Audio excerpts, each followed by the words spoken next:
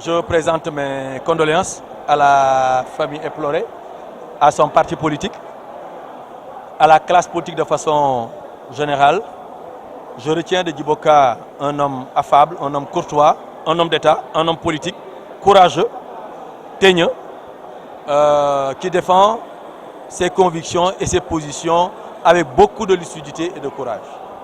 C'est une grosse perte pour la classe politique sénégalaise. C'est un mastodonte de l'échiquier politique sénégalais qui s'effondre et nous prions pour le repos de son âme et que Dieu l'accueille en son paradis. Donc Djibo Ka était député pratiquement jusqu'à sa mort. Donc il est parti, donc l'arme à la main. Donc nous saluons, nous demandons à ce que le Tout-Puissant l'accueille dans son paradis éternel et que sa famille éplorée. Nous en profitons pour lui présenter nos condoléances. À vrai dire, la disparition de Djibo Ka est une grosse perte.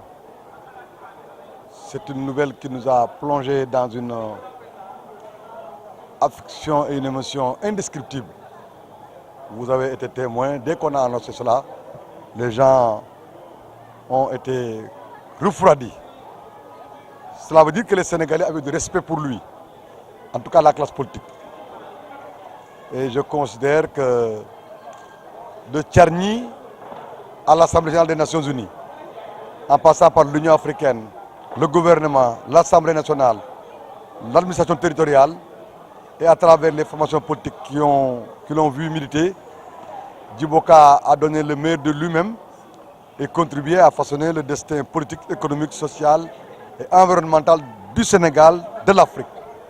C'était un homme de pensée, un vrai militant. C'était un homme d'État, un homme courageux. C'était un démocrate. C'était aussi un meneur d'hommes.